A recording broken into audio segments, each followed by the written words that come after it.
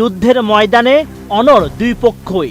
২৮ ফেব্রুয়ারি থেকে শুরু হওয়া যুদ্ধের পঞ্চম দিন সকালেও ইরানে নতুন করে ব্যাপক বিমান হামলা চালিয়েছে দখলদার ইসরায়েল। হামলা হয়েছে দেশটির ক্ষেপণাস্ত্র উৎক্ষেপণ কেন্দ্র এবং একটি পারমাণবিক গবেষণা কেন্দ্রে।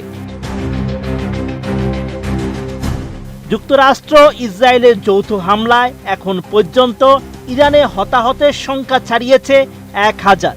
পাশাপাশি লেবাননেও ব্যাপক বিমান হামলা চালিয়েছে নেতানিয়াহুর বাহিনী। জবাবে ইসরায়েলে দফায় দফায় ক্ষেপণাস্ত্র ও ড্রোন হামলা চালিয়েছে আইআরজিসি। প্রাণঘি মানেও ঘ্রাণে যে কোনো খাবারই আনে ঐতিহ্যের অতুলনীয় স্বাদ। প্রাণঘি ঘ্রাণেই পরিচিত। এছাড়া কাতারে আল উদেইদ মার্কিন বিমান ঘাঁটিতে হামলাও করেছে আয়াতুল্লাহ বাহিনী। গত ৩ মার্চ রাতে ড্রোন হামলা হয়েছে দুবাইয়ে মার্কিন কনসুলেটের কাছে।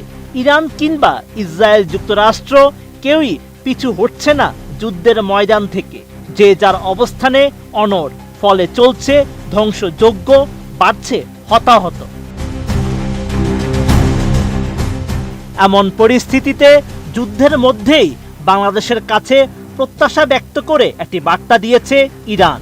বাংলাদেশে নিযুক্ত ইরানের রাষ্ট্রদূত জলিল রহিমি জাহানাবাদী জানিয়েছেন, বাংলাদেশ একটি মুসলিম দেশ।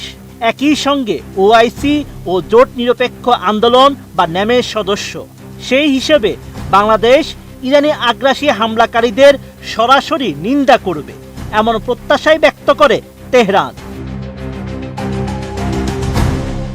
৪ মার্চ ঢাকার ইরান দূতাবাসে আয়োজিত এক সংবাদ সম্মেলনে এমন কথা জানান ইরানের রাষ্ট্রদূত। চলমান যুদ্ধে ইরানের সক্ষমতা নিয়ে এই কূটনীতিক জানান, দীর্ঘমেয়াদে এ যুদ্ধ চালিয়ে যাওয়ার সক্ষমতা রয়েছে ইরানের। তাদের কাছে পর্যাপ্ত ড্রোন ও মিসাইল সহ প্রয়োজনীয় সামরিক শক্তি রয়েছে। তেহরান অন্য কোনো দেশের কাছ থেকে লজিস্টিক সাপোর্ট চায় না। তারা শুধু চায় একটি মুসলিম দেশ আক্রান্ত হলে অন্য মুসলিম দেশগুলো তার প্রতি সহানুভূতি ও সমর্থন প্রকাশ করবে।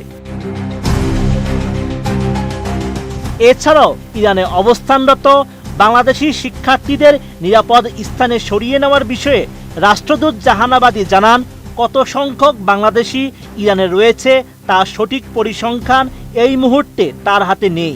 তবে তিনি এতটুকুই জানেন, তেহরানে অবস্থিত বাংলাদেশ দূতাবাস ইরানের পররাষ্ট্র মন্ত্রণালয়ের সঙ্গে নিয়মিত যোগাযোগ রক্ষা করছে। যখনই কোনো ধরনের সহযোগিতা চাওয়া হবে, ইরান সরকার সেই অনুযায়ী সর্বোচ্চ ও উপযুক্ত ব্যবস্থা গ্রহণ করবে।